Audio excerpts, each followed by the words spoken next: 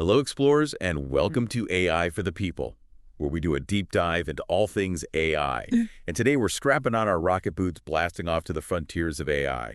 We've got research papers, announcements, and even some snippets from a debate between some pretty big names in AI to unpack. Yeah, it's really remarkable what's happening right now. We're not just talking about little improvements here and there. It feels like we're really on the cusp of something huge. It does, doesn't it? Yeah. Almost every day there's some new breakthrough that makes me think, wait a minute, wasn't that supposed to be like decades away?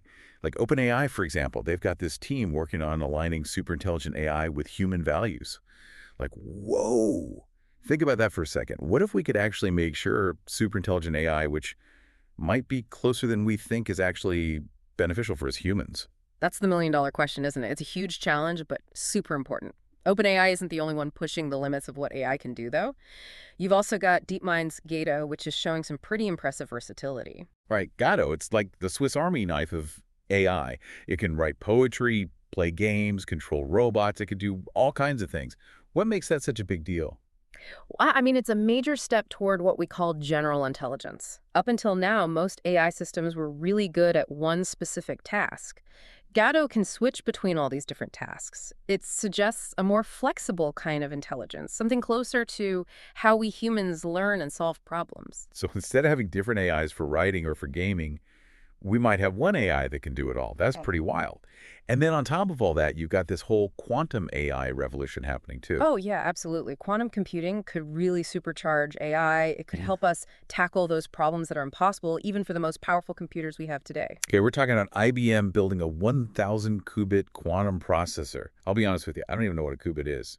Oh, well, sure. Imagine a qubit like a bit in a normal computer. A bit can be either a 0 or a 1. But a qubit can be both 0 and 1 at the same time because of the strangeness of quantum mechanics. This lets quantum computers explore a bunch of possibilities all at once, so they have this massive advantage for certain calculations, including the ones used in AI. So yeah, a 1,000 qubit processor is a huge leap forward. It opens up so many possibilities. So you're saying quantum computers are like super brains that could make AI even smarter and faster. Ah. My mind is blown. And all this is happening while there's also a revolution in hardware too, right? Yeah, for sure. We're seeing stuff like neuromorphic computing, which is inspired by the human brain. The goal is to create chips that can learn and adapt like we do. Intel's Loihi 3 chip is a good example of that. I read that it can learn much faster and more efficiently than traditional chips. Yeah, that's right. Loihi 3 mimics the brain's neural plasticity, so it can basically rewire itself based on experience, just like our brains do. This makes it super efficient for things like pattern recognition and making split-second decisions. You could have robots that can learn like toddlers, adapting to new environments in real time. And then there's Neuralink pushing the boundaries with biohybrid systems. They're actually trying to merge AI with biological systems. Yeah. It's an area with so much potential, but it also brings up ethical questions. What if we could merge human and machine intelligence? It could create totally new forms of consciousness and capability. It's fascinating and a little bit unnerving. Are there any other major players in the AI landscape we should be keeping our eye on?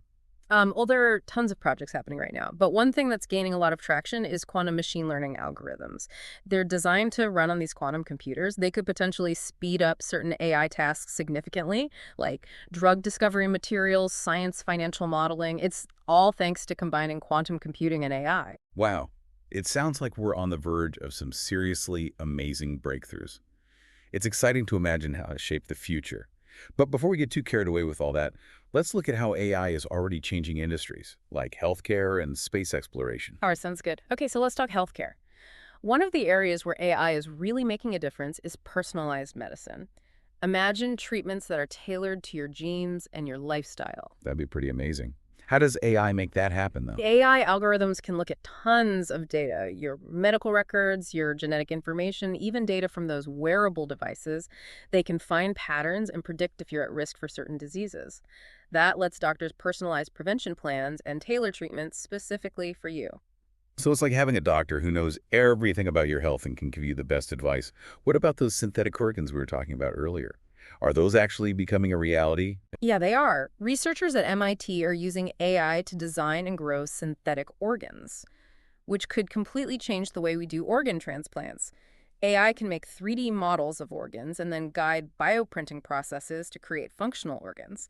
They're a perfect match for the person receiving them. That's unbelievable. No more waiting lists or worrying about rejection. Yeah. AI is really transforming medicine. But what about other areas? We mentioned space exploration earlier. What's happening there? AI is playing a huge role in space exploration. It lets us go further and learn more about the universe, like NASA's AI pilot system. Oh, yeah, the one that guides those Mars rovers. What's so special about it? It gives rovers a level of autonomy we haven't seen before. It looks at images of the terrain, identifies potential hazards, and decides on the best route to take all without any human input. Like a self-driving car, but on Mars. Yeah. That must be so useful for exploring another planet millions of miles away. Absolutely. Rovers can cover more ground and collect more data, which helps us understand Mars better, its geology, its atmosphere, and even the potential for life there. And it's not just Mars either. AI is being used to analyze data from telescopes to find potentially habitable planets, and even to design future space missions. Wow. It sounds like AI is pushing the boundaries of what's possible in space. Yeah. It's clear that AI is having a huge impact in a lot of areas. But with all this progress, we have to think about the ethical side of things too. We touched on this briefly earlier. Can you talk a bit more about the main concerns? Sure. One big concern is AI bias. You see, AI algorithms are trained on data. And if that data is biased, the algorithms will be biased too. This could lead to unfair outcomes, especially in things like healthcare, criminal justice, and employment. It's so important to build AI systems that are fair, unbiased, and transparent. Yeah, that makes sense. We don't want AI making existing problems even worse. What about the impact on jobs? A lot of people are worried about robots taking over their jobs. It's understandable to be worried about that. AI and automation will definitely lead to some jobs disappearing. But throughout history, we've seen that new technologies create new jobs and opportunities too.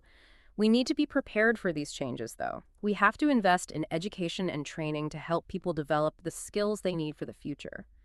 Think about how we can use AI to enhance human capabilities and build new industries and jobs. So it's not just all doom and gloom. It's a call to adapt and evolve as technology advances. Exactly. AI brings both challenges and opportunities. It's our responsibility to shape its development and use it to benefit everyone. One way to do that is through open discussion and working together. We need to talk about the ethical side of AI and create guidelines and regulations for responsible AI development. It feels like we're at a really important point in the development of AI. The decisions we make now will have a huge impact on the future. Before we dive into all the ethical considerations, let's switch gears and talk about the potential risks of artificial general intelligence.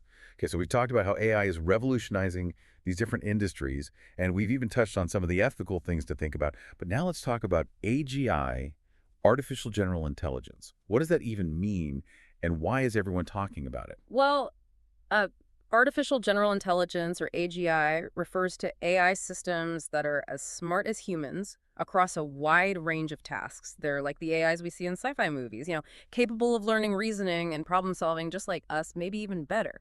Okay, so we're not just talking about AI that can beat us at chess or write a poem. We're talking about AI that could be smarter than us.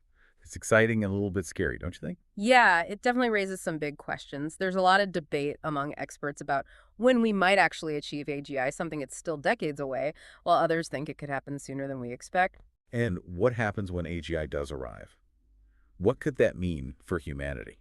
Well, the possibilities are pretty mind-blowing, and to be honest, a little uncertain AGI could totally revolutionize every part of our lives, from science and healthcare to art and entertainment. Imagine AI that could solve climate change, cure diseases, compose incredible symphonies, even better than humans could.